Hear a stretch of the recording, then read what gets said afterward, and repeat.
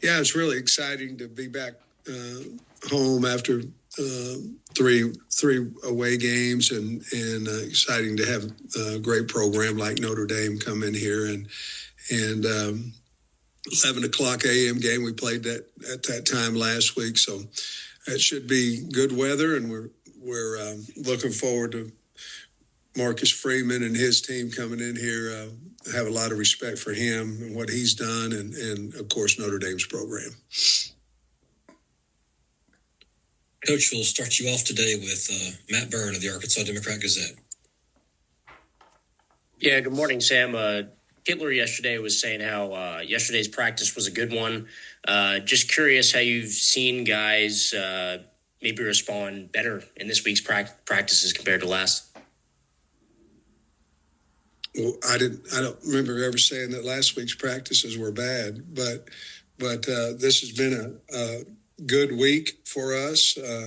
Our team knows that we have to practice well to win versus Notre Dame, and Monday and Tuesday have been outstanding, very physical, and we know that we've got a difficult task, but we also know if we practice well that we'll have a good chance.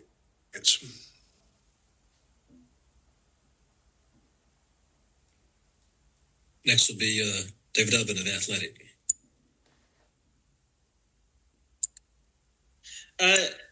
Sam, I was curious, the availability reports in the SEC, you guys are about a season plus through that.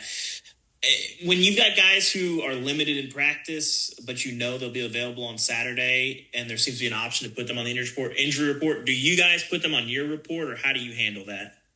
We do. We put them as probable, questionable. But if we think there's a chance that they're going to play, we put them one of those two categories. Mm-hmm. I think there's some disagreement in a couple conferences about coaches and how they handle that. How do you feel about places that maybe don't do that? You guys had an issue, obviously, with Ole Miss's quarterback the last couple weeks. How do you feel about places that maybe don't do that? Bottom line, when you get out there, they're either going to be out there or not. We have guys checking, as they do, as our opponents do too, to see if we know who potentially was injured from the game before, and we watch them in pregame, just like we watch our own that are on that list to see if they're going to be ready to go. We weren't supposed to feign injuries. We do that. We're supposed to be correct on our injury report. Some do, some don't. But we have a way of figuring that out in the pregame, and most of the time you're preparing for either or, and so you got a plan A and a plan B depending on who they are, quarterback wise, or et cetera. So I don't want to make a big deal out of it because it's all about an integrity deal, and certainly we're gonna put it on there like it is. Mm-hmm. Overall, how do you feel like the institution of the availability reports has gone? I think it's been good. I think it has, and I'm pleased with it. Thanks. Appreciate it.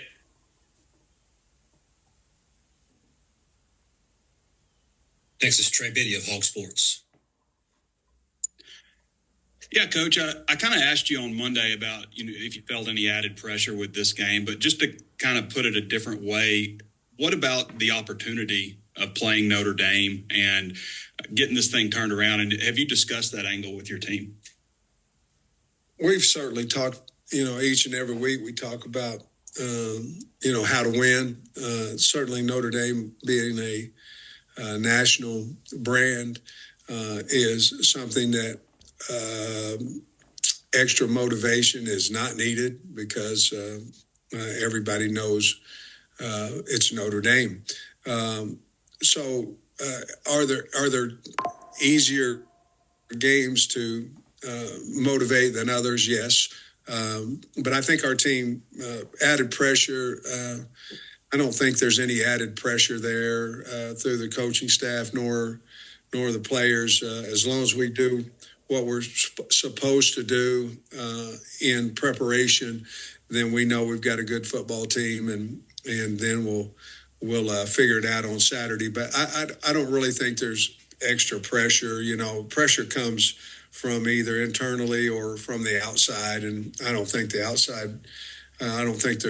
outside pressure for us. I think we're a pretty tight knit team, and our pressure is that we want to win. So I don't think it's been too much that way.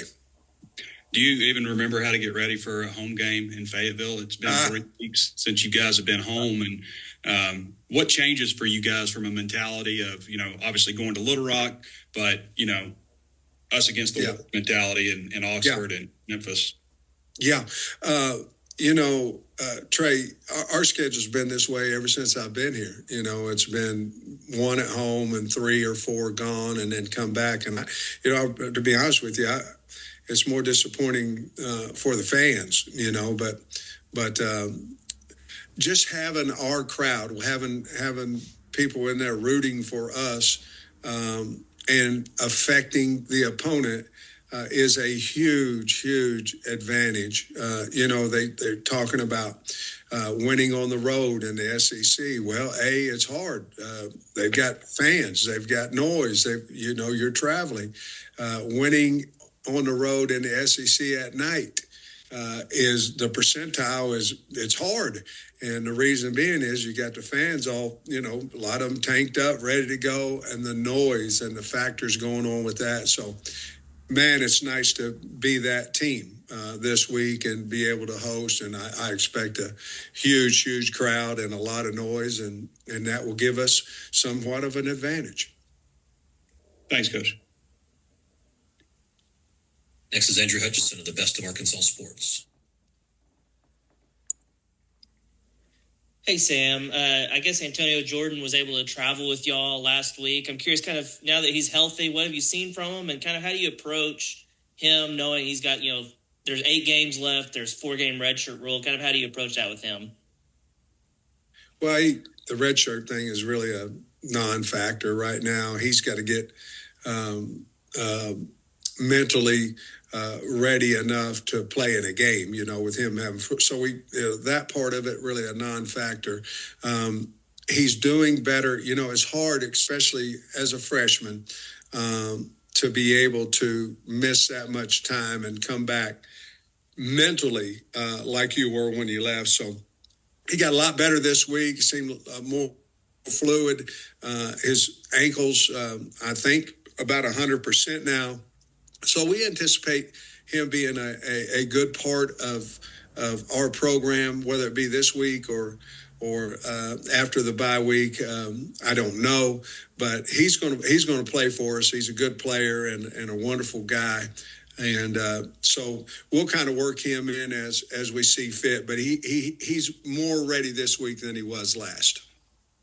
And then also, with y'all having played 4 games now, I'm curious, have you had any conversations with any guys about, redshirting and those kind of conversations? Fortunately, we have not. And, certainly if we were going to, I assume we would have had them Sunday, Monday, Tuesday. But I'm hoping that they pass the 5 for 4 and a 5 for 5, and it's a non-factor. We certainly need it to with the limited roster size and with injuries.